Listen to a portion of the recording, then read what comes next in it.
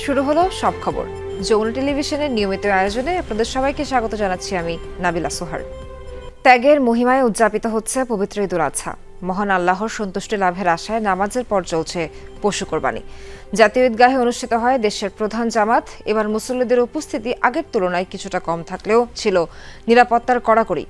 দেশের প্রধান ঈদ জামাতে সামিল হন 25 থেকে 30 হাজার মুসল্লি। নারীদের জন্য ছিল আলাদা ব্যবস্থা। জাতীয় মসজিদ বায়তুল মোকাররমের খতিব মুফতি আব্দুল মালিক সকাল 7:30টায় নামাজ শুরু করেন। মোনাজাতে পরিবার, মুসলিম উম্মার জন্য দোয়ার পাশাপাশি অর্থনৈতিক, রাজনৈতিক সংকট থেকে মুক্তি কামনা করেন মুসল্লিরা। প্রধান উপদেষ্টা ডক্টর মোহাম্মদ ইউনূস ঈদ জামাতে অংশ নিয়ে সরকার প্রধান সবাইকে জানান ঈদের শুভেচ্ছা, পাশাপাশি সবার কাছে দেশের জন্য দোয়া চান।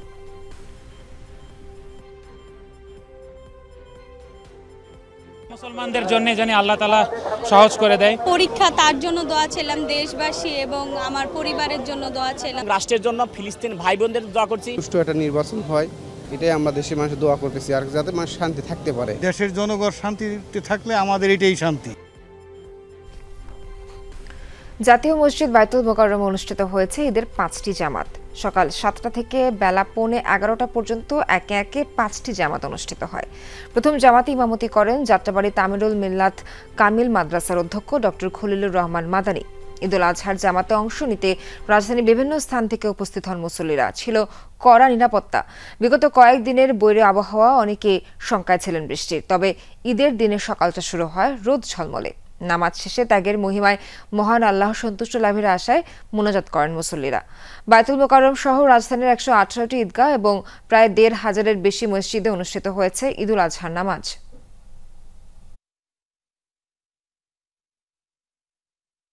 আমি এখন আমার আম্মুর সাথে বাসায় যেয়ে ঈদের কোলাকুলি করব, তারপর বাহিরে হয়তো বা ঘুরতে যাব কোথাও।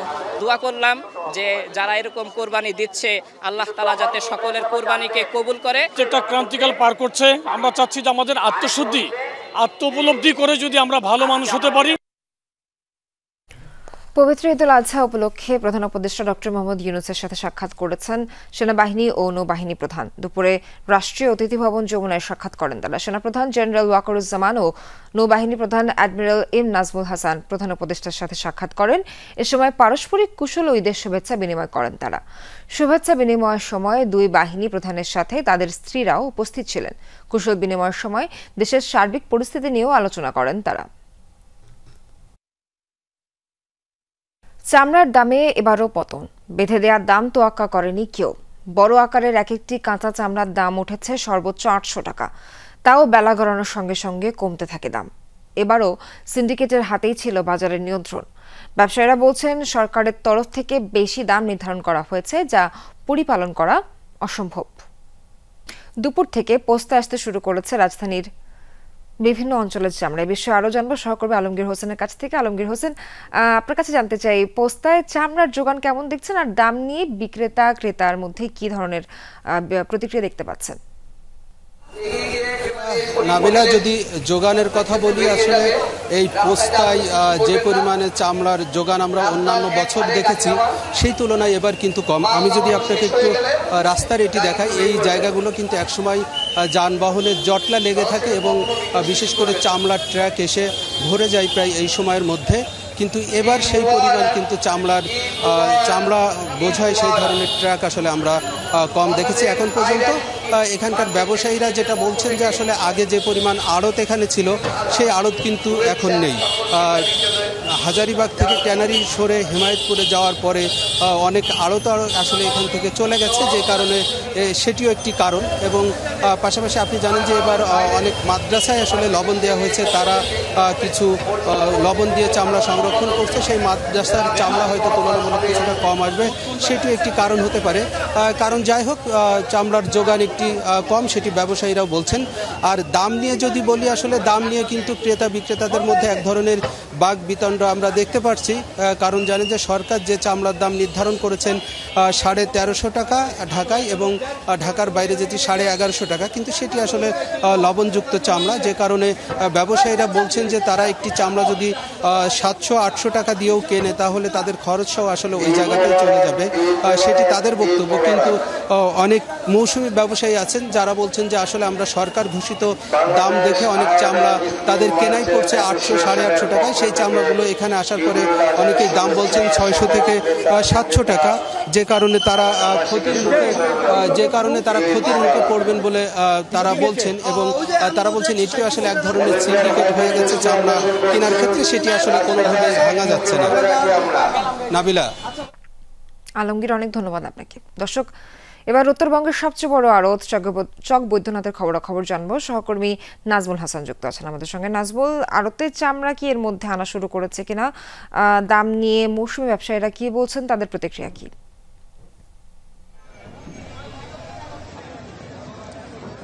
সোহার, আসলে দেশের দ্বিতীয় বৃহত্তম চামড়ার আড়ত নাটোরের চক বৈদ্যনাথে কিছুক্ষণ আগ থেকেই কিন্তু ক্রেতা বিক্রেতার হাঁকডাকে একেবারে মুখরিত হয়ে উঠেছে। এখানে আমরা মৌসুমি ব্যবসায়ীদের সাথে কথা বলেছি, তারা বলেছেন যে তারা আসলে চামড়ার ন্যায্য মূল্যই পাচ্ছেন। আসলে চামড়া নিয়ে আসলে ক্রেতা বিক্রেতার মধ্যে সবচেয়ে মিশ্র প্রতিক্রিয়া থাকে, তবে আমরা এখন পর্যন্ত যতটুকু সংবাদ পেয়েছি যে সরকার নির্ধারিত মূল্যেই চামড়া বেচা কেনা হচ্ছে। কোনো ক্ষেত্রে সরকার নির্ধারিত মূল্যের চাইতে বেশি দামেও চামড়া কেনা বেচা হচ্ছে। তবে এখানে যে বিষয়টি ব্যবসায়ীরা বারবার বলছেন যে লবণের দাম আসলে অনেকটাই বেশি, কয়েকদিনের ব্যবধানে বস্তাপতি লবণের দাম বেড়েছে 200 থেকে 250 টাকা, এই জন্য চামড়া সংরক্ষণে আসলে তাদের খরচটা অনেকটাই বেশি পড়বে, এমনটাই বলছেন। আজকে যে চামড়া, এটা একেবারেই কাঁচা চামড়া, অর্থাৎ লবণ ছাড়া যে চামড়াটা রয়েছে নাটোর এবং নাটোরের বিভিন্ন উপজেলার চামড়াগুলোই আসছে। এই চামড়াগুলো কিন্তু সারা রাত ভর আসলে শ্রমিকেরা এই গুদামজাত করে রাখবেন, লবণজাত করে গুদামজাত করে রাখবেন। এরপর থেকে 2-3 দিন পর থেকে দেশের বিভিন্ন প্রান্ত থেকে আসলে অন্তত 35 জেলার চামড়া এখানে আসবে, লবণজাত চামড়া, এবং এবার চামড়া আসলে নগদেই কেনা বেচা হচ্ছে। এবং ব্যবসায়ীরা বলছেন যে চামড়া বাজারে যে মন্দাভাব ছিল, এই মন্দাভাব ধীরে ধীরে কেটে উঠতে শুরু করছে এবং এই চামড়া বাজারে চাঙ্গাভাব বিরাজ করছে। আগামী দিনগুলোতে এই চাঙ্গাভাব বিরাজ করবে, এমনটাই বলছেন। সোহাগ। নাজমুল, অসংখ্য ধন্যবাদ আপনাকে। চামড়া সংগ্রহের কার্যক্রম সম্পর্কে জানাবেন সহকর্মী মাহফুজুর রহমান নিপু, তিনি আছেন সাভারের ট্যানারিতে। নিপু, ট্যানারিগুলোতে চামড়া সংগ্রহের প্রস্তুতি কেমন দেখছেন? সোয়ার, দুপুরের পর থেকে কিন্তু চামড়া শিল্প নগরী এই হেমায়তপুরে যেটি অবস্থিত, সেই ট্যানারিগুলোতে কিন্তু চামড়া আসতে শুরু করেছে। এখন কিন্তু আপনি দেখতে পাচ্ছেন যে অতিরিক্ত যে শ্রমিকরা রয়েছেন তাদের কাজের কিন্তু অন্ত নেই, অর্থাৎ পুরো দিনে কাজ চলছে প্রতিটি ট্যানারিতেই। ট্যানারি সূত্রে যেটা জানিয়েছেন সেটা হচ্ছে যে দুপুর থেকে শুরু হয়েছে, আজকে সারা রাত ঠিক একইভাবে প্রতিটি কারখানায় এভাবে কাজগুলো চলবে। যেটি দেখতে পাচ্ছি যে বিভিন্ন রাজধানী এবং তার আশপাশের এলাকাগুলো থেকে ট্রাকে করে, পিক আপ ভ্যানে করে কাঁচা চামড়াগুলো নিয়ে আসা হচ্ছে ট্যানারিতে। আনার পর এখানে শ্রমিকরা তারা ওই কাঁচা চামড়ার উপর লবণ দিচ্ছেন এবং লবণ দিয়ে রেখে দেবেন, এমনটি কিন্তু বলছেন। এভাবে কিন্তু দুদিন তারা এই প্রক্রিয়াটি শুধুমাত্র লবণ দিয়েই রাখবেন। অনেক কারখানার কর্তৃপক্ষ কিন্তু বলছেন যে তাদের যে উৎপাদন সেটি কিন্তু এরই মধ্যে যে প্রক্রিয়ার যে কাজকর্ম সেটি কিন্তু শুরু করে দিয়েছেন। তো কর্মচঞ্চল হয়ে পড়েছে গোটা ট্যানারিগুলো। এই ট্যানারিগুলো আমরা দেখতে পাচ্ছি যে একটি নয়, একেবারে প্রতিটি কারখানায় কিন্তু এখন কাজ চলছে। আমরা কথা বলে যেটা জেনেছি যে এভাবে আজকে সারা রাত এবং এমনকি আগামীকাল দুপুর পর্যন্ত একটানা কাজ চলবে, এমনভাবেই কিন্তু তারা যে তাদের যে কাজের যে একটি পরিকল্পনা সেটি কিন্তু তারা নিয়েছেন এবং এই বিষয়টি নিয়ে কিন্তু তারা বলছেন। আইন শৃঙ্খলা রক্ষাকারী বাহিনী কিন্তু গুরুত্ব দিয়েই নিরাপত্তার কাজে নিয়োজিত রয়েছে, এমনটি কিন্তু আমরা দেখেছি। সোহাগ, ধন্যবাদ আপনাকে। দর্শক, যেমনটা জানাচ্ছিলাম, চামড়ার দামে এবারও পতন। বেঁধে দেওয়ার দাম তোয়াক্কা করেনি কেউ। বড় আকারের এক একটি কাঁচা চামড়ার দাম উঠেছে সর্বোচ্চ 800 টাকা, তাও বেলা গড়ানোর সঙ্গে সঙ্গে কমতে থাকে দাম। এবারও সিন্ডিকেটের হাতেই ছিল বাজারের নিয়ন্ত্রণ। ব্যবসায়ীরা বলছেন সরকারের তরফ থেকে বেশি দাম নির্ধারণ করা হয়েছে, যা পরিপালন করা অসম্ভব। আমাদের হাতে প্রতিবেদনটি এসে পৌঁছেছে, চলুন দেখে আসি। 5বার আমার কাছে গাড়িটা উঠে যাও, মাল যাবে ওকে গাড়িটা 850 টাকা লেগে দরকার নাই, 600 টাকা মাল মিলে মাল কই মিলছে না আপনার মালের লগে মিলে না 600 টাকা লেগে মিথ্যা বলে যাক ভাই, এটা আখেরাতে দিবেন, কোনো সমস্যা নেই, মিথ্যা বলে তুমি তো বলছো আখেরাতে। সকাল থেকেই দাম নিয়ে চলে এমন বাকবিতণ্ডা, মৌসুমী ব্যবসায়ী এবং পাইকার আড়তদারদের মধ্যে চলে দর কষাকষি। রাজধানীর সায়েন্স ল্যাব মোড়ে বেলা 11টার দিকে আসতে থাকে গরুর চামড়া, কিন্তু দামের পতনে মৌসুমী ব্যবসায়ীদের যেন মাথায় হাত। ফরিয়া, মৌসুমী ব্যবসায়ী কিংবা মাদ্রাসা এতিমখানা কর্তৃপক্ষ সবার মধ্যেই দাম নিয়ে ছিল ক্ষোভ। বড় এবং মাঝারি আকারের কাঁচা চামড়ার বিক্রি মূল্য ছিল 600 থেকে 800 টাকা পর্যন্ত। আমরা মাল 1100 কিনছি, 1000 টাকাও কিনছি, খালি 2টা মাল কিনছি আপনার কাছে 850 টাকা করে, এখন উনি কয়ে 600 টাকা করে, এটা অযুক্তি। আর টিপিতে রেট দিচ্ছে 100-700 টাকা দাম বলতেছে, এইভাবে করলে কিভাবে চলবো? এখন কাঁচামালের দামই যদি 1300 টাকা বলে, তা আমরা 4-5 মানুষ এখানে খাইটা ক্যারিং খরচ দিয়ে নিয়ে তারপর লবণ লাগায়, এই মালের দাম তখন পড়বে প্রায় 1600-1700 টাকা। সরকারের তরফ থেকে লবণযুক্ত চামড়ার দাম প্রতি বর্গ ফুট নির্ধারণ করা হয় 65 টাকা, আর ছোট আকারে লবণযুক্ত প্রতি পিস চামড়ার মূল্য বেঁধে দেওয়া হয় 1350 টাকা। কিন্তু এই দাম কেউ মানেনি। এক একটি চামড়ায় প্রক্রিয়াকরণ করতে ব্যয় হয় 300 টাকা। সেই হিসাবে একটি কাঁচা চামড়ার দাম হওয়া উচিত 1000 টাকার উপরে। আমি 3টা চাইছি 3000 টাকা, উনি বলে 500, 600, 700, 2700 টাকা লস হইতেছে, এখন দিয়ে দিই 700-800 টাকা বলতেছে। আমার তো আইতেছে, আমার তো আর লস দিতেছে। দাম কিন্তু একটা বয়লার নিয়ে গেছে, এরপরে 22 টাকায় 50টা বাদ, নিলে না নিলে নাই। ওদিকে রাজধানীর পোস্তাতেও একই চিত্র, দাম নিয়ে ছিল পাল্টাপাল্টি অভিযোগ। বলা হয় বেঁধে দেয়া চামড়ার দাম পাওয়া যায়নি। আমি যেটাকে বড় বলি ওনারা এটা ছোট বলে, তো এটা নিয়ে পরবর্তীতে ধর আমরা চামড়া যদি একবার নামায় ফেলি তখন বলে যে আপনি নিয়ে যান, তখন তো আমরা একটা ভোগান্তিতে পড়তে। একটা চামড়া 400 টাকা খরচ আছে, লবণের দাম বেশি, কারিগরের দাম বেশি, ঘর ভাড়া বেশি। সাভারের হেমায়েতপুরে চামড়া শিল্প নগরীতে সংগ্রহ করা হয় পশুর চামড়া। মাদ্রাসা এবং এতিমখানার চামড়াই এখানে বেশি আসে। এখন মাল নামাবো গাড়ি থেকে, তারপরে লাগাবো, লবণ লাগাবো, সংগ্রহ করব। তবে ট্যানারি মালিকরা বলছেন সরকারের বেঁধে দেওয়া দাম কার্যকর করা অসম্ভব, তাহলে ব্যবসা টিকিয়ে রাখা যাবে না। 600-700 টাকা বিক্রি হচ্ছে, আপনি যদি লবণের লোড, আপনার গুদাম, warehouse, loading unloading, man power সব মিলান 400 টাকা। 400 টাকা হলে 400 আর 600 যদি ধরেন 1000, 700 ধরলে 1100, তারপরেও সিমিলার নাই, কোনো সামঞ্জস্যতা নাই। বিকজ 1350 টাকা রেট বেঁধে দেওয়া এটা সমীচীন না, ছিল না। খাসির চামড়ার দাম ছিল না বললেই চলে। প্রতিটি চামড়ার দাম দেওয়া হয় 30 থেকে 40 টাকা। রিমন রহমান, যমুনা নিউজ, ঢাকা। 2026 সালের এপ্রিলের প্রথমার্ধে নির্বাচনের সময় নির্ধারণ সরকারের সুচিন্তিত সিদ্ধান্ত নয়। এই বছরের ডিসেম্বরেই নির্বাচন জাতির জন্য মঙ্গলজনক বলে মন্তব্য করেছেন বিএনপি মহাসচিব মির্জা ফখরুল ইসলাম আলমগীর। তিনি বলেন, সরকারের ঘোষিত সময়ে জন আকাঙ্ক্ষার প্রতিফলন নয়। ঈদের দিন চন্দ্রিমা উদ্যানে দলের প্রতিষ্ঠাতা জিয়াউর রহমানের সমাধিতে বিএনপির পক্ষ থেকে শ্রদ্ধা ও দোয়ার আয়োজন। সকাল থেকেই সমাধিতে ভিড় করেন নেতাকর্মীরা। শ্রদ্ধা ও মোনাজাতে অংশ নেন সিনিয়র যুগ্ম মহাসচিব রিজভী আহমেদ, স্থায়ী কমিটির সদস্য সহ দলের শীর্ষ নেতারা। বিএনপি মহাসচিব মির্জা ফখরুল ইসলাম আলমগীর নির্বাচনের ঘোষিত সময় নিয়ে মতামত জানান। বরাবরই দাবি ছিল যে আমরা ডিসেম্বরের মধ্যে এই নির্বাচন চেয়েছিলাম, জনগণের প্রত্যাশাও তাই ছিল। প্রত্যাশা জনগণের পূরণ হয়নি এবং যে সময়টি নির্ধারণ করা হয়েছে সময়টি বাংলাদেশের নির্বাচনের জন্য সঠিক সময় নয়। মির্জা ফখরুল বলেন, এবছরের ডিসেম্বরে নির্বাচনের জন্য উপযুক্ত সময়। আমরা মনে করি যে ডিসেম্বরেই নির্বাচন হওয়া সম্ভব এবং সেটাই জাতির জন্য সবচেয়ে উপযোগী হবে। সবাইকে ঈদের শুভেচ্ছা জানান বিএনপি মহাসচিব। আল আমিন হক অহন, যমুনা নিউজ, ঢাকা। অর্থবহ নির্বাচনের মাধ্যমে দেশের সংকট শেষ হওয়া দরকার, এ মন্তব্য করেছেন জামায়াতে ইসলামীর আমির ডক্টর শফিকুর রহমান। সকালে নিজ এলাকা মৌলভীবাজারের কোলাউড়াতোলাপুরে ঈদের নামাজ পড়েন তিনি। কুশল বিনিময় করেন এলাকাবাসীর সাথে। পরে সাংবাদিকদের প্রশ্নের জবাবে জামায়াতের আমির বলেন, জাতি যেন তেন ভোটার চায় না। বিচার সংস্কার, জুলাই ঘোষণাপত্র ও ভোটের সমতল মাঠ না থাকলে নির্বাচন অর্থবহ হবে না। প্রধান উপদেষ্টা যেসব আশ্বাস দিয়েছেন তা বাস্তবায়ন করবেন বলে আশা প্রকাশ করেন ডক্টর শফিকুর রহমান।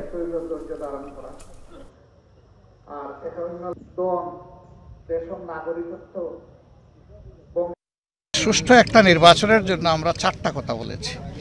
সংস্কারটা হতে হবে, বিচার দৃশ্যমান হবে, তারপরে জুলাই যেটা ঘোষণা যেটা সেটা হবে, এরপরে নির্বাচনের সমতল মাঠ, সবার জন্য সমান মাঠ তৈরি করতে হবে। উনি ঘোষণা দিয়েছেন একটা তারিখের, কিন্তু এই সুযোগগুলো সৃষ্টি না করলে একটা অর্থবহ নির্বাচন হবে না। প্রধান উপদেষ্টার নির্বাচনের সম্ভাব্য সময় ঘোষণাকে ইতিবাচক হিসেবে দেখছে এনসিপি, জানিয়েছেন দলটির দক্ষিণাঞ্চলের মুখ্য সংগঠক হাসনাত আব্দুল্লাহ। সকালে কুমিল্লার দেবিদ্বারে জুলাই শহীদ পরিবারের জন্য 3টি গরু কোরবানি দেন তিনি। এ সময় হাসনাত আব্দুল্লাহ বলেন, ভোটের আগে জুলাই সনদ এবং ঘোষণাপত্র অবশ্যই দিতে হবে, সেই সাথে নিশ্চিত করতে হবে লেভেল প্লেইং ফিল্ড। পরে বৃষ্টির মধ্যে শহীদ রুবেল ও সাব্বিরের পরিবারের জন্য কোরবানির মাংস নিয়ে যান হাসনাত আব্দুল্লাহ। এ সময় স্বজনদের খোঁজ খবর নেন তিনি।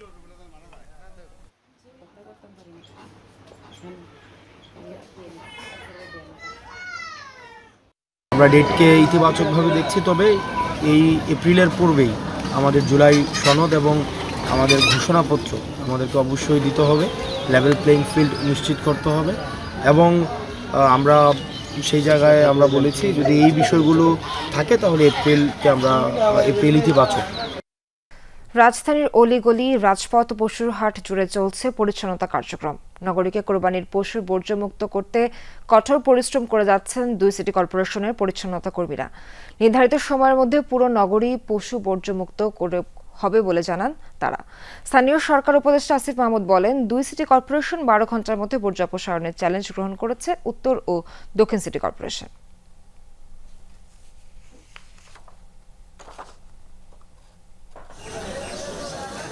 সকাল 7টা থেকে রাজধানী জুড়েই শুরু হয় কোরবানির পশু জবাই। এরপর থেকেই শুরু হয় 2 সিটি কর্পোরেশনের পরিচ্ছন্নতা কর্মীদের বর্জ্য অপসারণ কার্যক্রম। এবার 12 ঘন্টায় পুরো রাজধানীর কোরবানির পশুর বর্জ্য অপসারণের চ্যালেঞ্জ নেয় ঢাকা উত্তর ও দক্ষিণ সিটি কর্পোরেশন। নির্ধারিত সময়ের মধ্যেই পশুর বর্জ্য অপসারণ হবে বলে জানান পরিচ্ছন্নতায় নিয়োজিত কর্মীরা। 2 টিপ মারলাম, এরপরে 12টা পর্যন্ত এভাবে গাড়ি যা আছে ময়লা রাস্তায় থাকবে না, সব আমরা পরিষ্কার করে নিয়ে যাব। আমরা যেভাবে পারতাছি এভাবে যে দায়িত্ব দিয়েছে আমরা এভাবে আমরা দায়িত্ব পালন করতেছি। কালকে সন্ধ্যা আসছি, রাতে 4টার সময় গেছি, মানে যে খেরগুলো আছে না এগুলো আগে ক্লিয়ার করছি। এখন শুধু গরুর বুড়ি আর গোবর টোবর এগুলো পাটি মারি এগুলো সরতেছে। কোরবানির পরপরই নিজ উদ্যোগে পশু জবাইয়ের স্থান পরিষ্কার করে ফেলেছেন নগরবাসী। এতে সিটি কর্পোরেশনের পরিচ্ছন্নতা কাজ অনেকটা সহজ হয়েছে। এখানে ময়লা গন্ধ টন্ধ যেন না হয়, মানুষের যেন ক্ষয়ক্ষতি না হয়, এই জন্য আমরা নিজেরাই করতেছি। আমরা তো অন্য যেন সিটি কর্পোরেশনে আসে থাকি না, নিজের কাজ নিজেই করে ফেলি, কারণ ওরা কখন আসবে কখন করবে সেটা তো আর বয়ে থাকে লাভ নেই। কোরবানির পশুর বর্জ্য অপসারণ কার্যক্রম উদ্বোধনে স্থানীয় সরকার উপদেষ্টা আসিফ মাহমুদ বলেন, নির্ধারিত সময়ের মধ্যেই পুরো নগরীর পশু বর্জ্য অপসারণ করা হবে।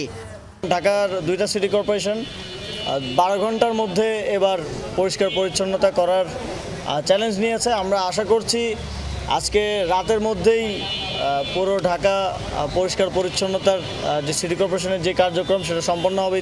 এদিকে রাজধানীতে কোরবানির পর এক পশলা বৃষ্টিতে পশুর বর্জ্য খানিকটা ধুয়ে মুছে যায়। শামীম রেজা, যমুনা নিউজ, ঢাকা। ঈদের নামাজ আদায় শেষে পশু কোরবানি করেছেন সমর্থবান মুসল্লিরা। রাজধানীর অলিগলি সড়ক প্রায় সবখানেই দিনভর পশু কোরবানির আমেজ। আল্লাহর সন্তুষ্টি লাভের আশায় ত্যাগের মহিমায় উদযাপিত হচ্ছে ঈদ। নগরবাসী নিজেরাই বর্জ্য পরিষ্কারের উদ্যোগ নিয়েছে। ঈদের সকালে নামাজ শেষে রাজধানীতে শুরু হয় পশু কোরবানি। পাড়া মহল্লায় কুরবানির আমেজ, বিশেষ করে শিশুদের আনন্দের সীমা নেই।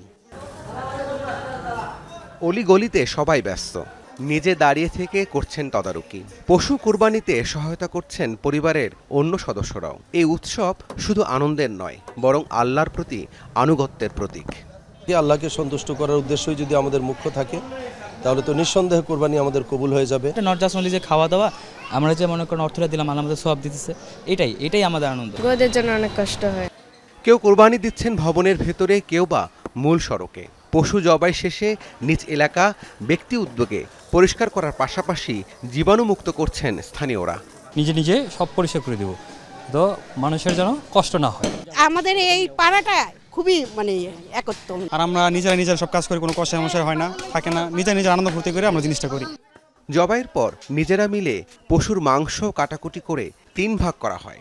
গরিব অসহায় আত্মীয় স্বজনদের বিলানোর পর নিজেদের জন্য রাখেন বাকিটা। কুরবানি শুধু একটি ইবাদত নয়, বরং এটি সমাজের দরিদ্র এবং অভাবীদের প্রতি দায়িত্ব পালনের অন্যতম একটি মাধ্যম। কুরবানির মাংস বিতরণের মধ্য দিয়ে ধনী এবং দরিদ্রের মধ্যে যে বৈষম্য সেটি যেমন কমে, তেমনিভাবে ভ্রাতৃত্বের বন্ধন মজবুত হয়। Rabbi Siddiqui, Jamuna news, Dhaka. Activated carbon deodoriser যুক্ত কঙ্কা ফ্রিজে এক খাবারের গন্ধ অন্য খাবারে যেতে পারে না। ঈদুল আজহার দিন রাজধানী ঢাকায় হচ্ছে বৃষ্টিপাত। সকাল 11টার পর বিভিন্ন স্থানে বৃষ্টি শুরু হয়। রাজধানী তেজগাঁও, ফার্মগেট সহ সংলগ্ন এলাকায় বৃষ্টি নামে, কোথাও বৃষ্টির গতি ছিল বেশ প্রবল। পৌনে 12টা নাগাদ বাড়িধারা ও বাড্ডা এলাকায় বৃষ্টি নামে। সব এলাকায় বৃষ্টির সঙ্গে ছিল বাতাসও। সকাল থেকে ঢাকার আবহাওয়ায় ভ্যাপসা গরম ছিল। এমন বৃষ্টি কোথাও স্বস্তি তৈরি করলেও অনেকের জন্য ছিল দুর্ভোগের কারণ।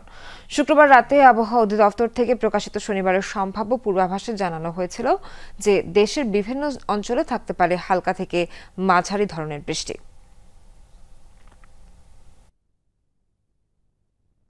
দিনভর কোরবানির ব্যস্ততা শেষে ঘুরতে বেরিয়েছে মানুষ। পর্যটন স্পটগুলোতে বাড়ছে ভিড়। কক্সবাজার সমুদ্র সৈকত থেকে যুক্ত হচ্ছেন সহকর্মী ইহসান আল কুতুবী। ইহসান, ঈদের দিন সৈকতে মানুষের ভিড় কেমন দেখছেন, কি বলছেন পর্যটকরা?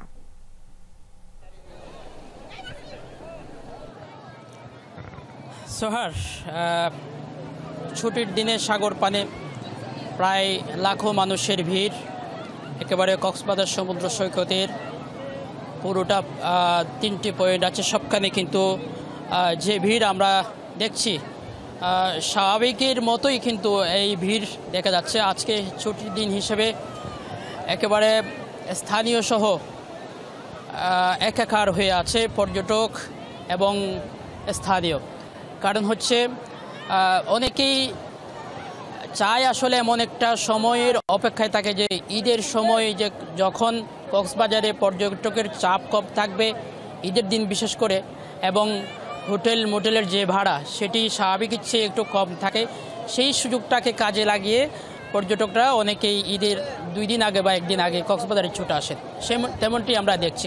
কারণ হচ্ছে আমরা সকাল থেকে পর্যটকদের সাথে অনেকের সাথে কথা বলেছি, সবার বেশিরভাগ পর্যটকের মুখে এমন কথা আমরা শুনতে পেয়েছি। আর হচ্ছে যেহেতু লম্বা ছুটি, ঈদের 1 দিন 2 দিন কিন্তু কক্সবাজারে পর্যটকের সংখ্যা চাপ কম থাকবে, সেজন্য এই 2 দিন পরে কিন্তু যেহেতু কক্সবাজারে আগামী কাল থেকে কিন্তু পর্যটকের সংখ্যা বাড়বে এবং কক্সবাজারের যে হোটেল মোটেল রয়েছে 5 শতাধিক হোটেল মোটেল সবখানে কিন্তু এখন জমজমাট ব্যবসা চলছে, একেবারে 100% পর্যন্ত ফুল বলা যায়। বিস্তারিত জানাচ্ছিলেন, ধন্যবাদ আপনাকে। পশু কোরবানি দিতে গিয়ে অনেকেরই ঈদ হয়েছে মলিন। অসতর্কতার কারণে গরুর আঘাতে আহত হয়েছেন অনেকে। জবাই ও মাংস কাটতে অনভিজ্ঞতার কারণে হাত পা কেটেছে কারো কারো। এমন আহত ব্যক্তিরা চিকিৎসার জন্য ভিড় করেন রাজধানীর পঙ্গু হাসপাতালে। রাজধানীর মিরপুর মাজার রোড এলাকার বাসিন্দা রাকিব হোসেন সকালে মোটরসাইকেলে যাওয়ার সময় গরুর তাড়া খেয়ে চোট পান। একটি হাত ভাঙার পাশাপাশি আঘাত পান পায়েও। তার ঠিকানা এখন হাসপাতালের শয্যা। বাইক চালাইছিল, পিছন থেকে গরু আসছিল, আইসা ঢাকা দিচ্ছে, অটো স্টেশনে ঢাকা দিয়ে এই অবস্থা হয়েছে। এখন অবস্থা তো খুবই খারাপ, দেখতে পাচ্ছেন সবাই। কোরবানির সময় গরুর লাথিতে পা ভাঙে নবাবগঞ্জের বাসিন্দা পীরচাঁদের। ভাঙা পা নিয়ে এখন তিনি কাতরাচ্ছেন হাসপাতালে। এটা গরু বাঁধতে গেছিলাম তো অনেক বড় গরু, ওই পিছনে পা বাঁধতে গেছি, পরে বাটটা খুলে 2 পা দিয়ে এই পায়ের ভিতরে মেরে দিচ্ছে আর কি। ঈদের দিন সকাল থেকেই এমন অসংখ্য রোগী সেবা নিয়েছে পঙ্গু হাসপাতালে, যাদের অধিকাংশই হাত ও পা কাটা রোগী। আমার হাত ছিল গরুর হাতের উপরে, কিন্তু ওই যে হুজুরে মানে পোজ দেওয়ার সময় ওই সিটটা আইসা তখন মনে করেন আমার ওই জায়গায় পোজ দেওয়া হয়েছে আর কি। কুরবানির গরু ফালাই দিয়ে যে আর কি গরুর পায়ের খুরার বাড়িতে পিছনের হাড়টা ভেঙে গেছে। আমার ওই তো গরু কাটতে যায়, গরু তো এই যে ফালাইছে, গরু ধরিয়ে পড়ে গেছে, পড়ে আমার এই জায়গাটা এই যে আডিটা ডাবিয়ে গেছে। সকাল থেকে অতিরিক্ত রোগীর চাপে হিমশিম খেতে হচ্ছে চিকিৎসকদের। গরু কাটতে গিয়ে যে কাটাকুটিগুলো আসে সেগুলো আসতেছে এখন সকালবেলা, শুধুমাত্র হাত কাটা পা কাটা এগুলো আসতেছে। এরপরে দু একটা আসতেছে যে গরু ধরতে গিয়ে যে গিরে সরে যাওয়া, শোল্ডার সরে যাওয়া, হিপ সরে যাওয়া, এগুলোও পাচ্ছি আমরা। উৎসবের আমেজে কোরবানি দিতে গিয়ে অনেকেই ভুলে যান সাবধানতার বিষয়টি, ফলে ঘটে মারাত্মক দুর্ঘটনা। আনন্দের কোরবানি রূপ নেয় বিষাদে।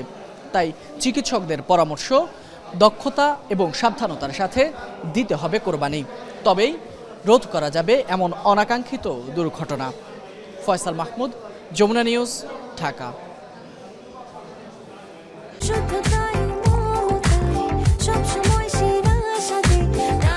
প্রাণ ইউএইচটি মিল্ক, শুদ্ধতায় ও মমতায় সবসময় সেরা স্বাদে।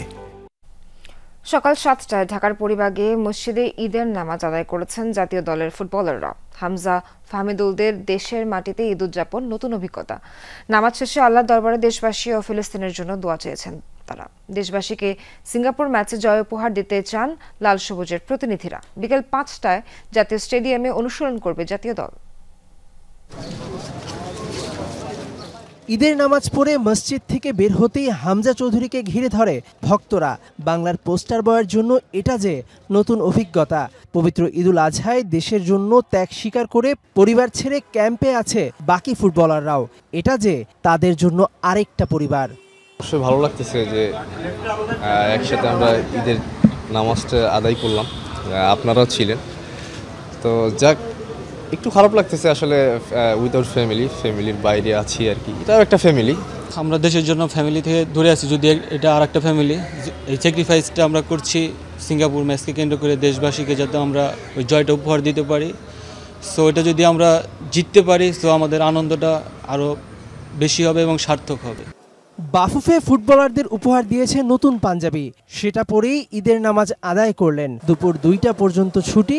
সিঙ্গাপুর ম্যাচটা জয় পেলেই সেটা ফুটবলার জন্য বড় ঈদ উপহার। দেশবাসী ও ফিলিস্তিনির জন্য দোয়া করেছেন ফুটবলাররা।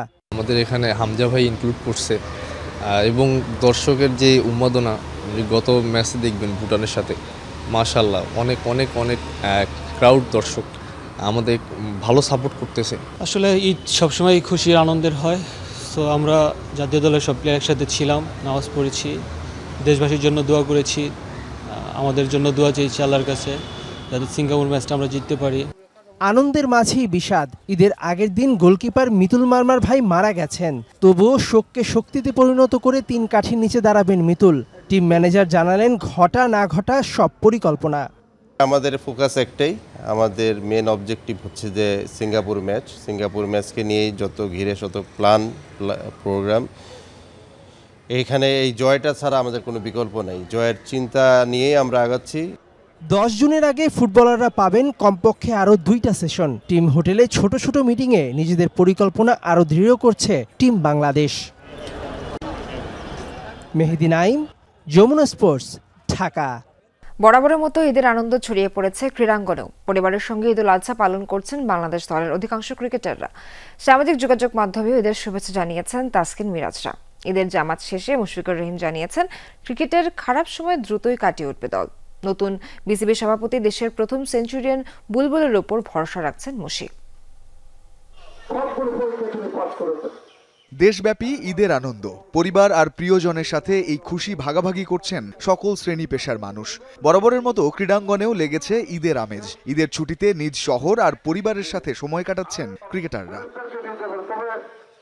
মুশফিকুর রহিম ঈদ করছেন নিজ শহর বগুড়াতে। ছেলে মায়ানকে সঙ্গে নিয়ে পড়েছেন ঈদের নামাজ। সবাইকে ঈদের শুভেচ্ছা জানিয়েছেন এই টাইগার ক্রিকেটার। দেশবাসীর জন্য এতটুকু দোয়া চাইবো, সামনে আমাদের বাংলাদেশ টিমের অনেক খেলা আছে এবং ইনশাল্লাহ আশা করছি আমরা চেষ্টা করে যাচ্ছি ভালো কিছু করার। হয়তোবা একটু অতীতে একটু আমাদের এখন রিসেন্টলি একটু পারফরমেন্স খারাপ হচ্ছে, বাট ইনশাল্লাহ আমি আশাবাদী যে শ্রীলঙ্কা সিরিজ থেকে বাংলাদেশ টিম আগের মতো ইনশাল্লাহ ফর্মে আবার ফিরে। না, এর আগে যারা ছিলেন অনেকেই তো পুরোদস্তুর ক্রিকেটারই ছিলেন। তো আসলে দায়িত্বটা কতটুকু করছে তারপরে আসলে বিচার করা যায়। উনি প্রথম আমাদের টেস্ট সেঞ্চুরিয়ান এবং অনেক বড় মাপের একজন ক্রিকেট প্লেয়ার ছিলেন আমাদের সময়কার। আমরা ছোটোবেলা থেকে তাদের খেলা দেখে বড় হয়েছে। আকরাম ভাই বলেন, বুলবুল ভাই বলেন, ওনারা যারা সবাই অনেকেরই। তো আশা করব যে উনি দেশের জন্য এবং বাংলাদেশ ক্রিকেটের জন্য স্পেশালি অনেক ভালো কিছু করবেন। পরিবারের সঙ্গে ঈদ পালন করছেন তাসকিন আহমেদও। ঢাকাতে অবস্থান করা এই ক্রিকেটার ফেসবুকে ছবি শেয়ার করেছেন পরিবারের সঙ্গে। ছিলেন বাবা, 2 মেয়ে এবং বড় ছেলে তাসফিন। নিজের অফিসিয়াল ফেসবুক পেজে মিরাজ লিখেছেন, ত্যাগের মহিমায় উদ্ভাসিত হোক এই পবিত্র ঈদুল আজহা। সাতক্ষীরার নিজ বাড়িতে কাটছে মোস্তাফিজের ঈদ, জানিয়েছেন ঈদ মোবারক। নিজের ছবি পোস্ট করে ঈদ মোবারক জানিয়েছেন শরীফুল ইসলাম। ঈদের শুভেচ্ছা জানিয়েছেন লিটন দাসও। সর্বোপরি সকলের উদ্দেশ্যে ঈদের শুভেচ্ছা বার্তা জানিয়েছে বিসিবি। ঈদের ছুটিটা অবশ্য লম্বা হচ্ছে না ক্রিকেটারদের। আগামী 13 জুন শ্রীলঙ্কার উদ্দেশ্যে দেশ ছাড়বে বাংলাদেশ দল। সোমবার থেকে মিরপুরে শুরু হবে টাইগারদের অনুশীলন ক্যাম্প। রঞ্জন শান্ত, যমুনা স্পোর্টস। দর্শক, এখানেই শেষ করছি আজকে সব খবরের আয়োজন। এতক্ষণ যারা সঙ্গে ছিলেন সবাইকে ধন্যবাদ।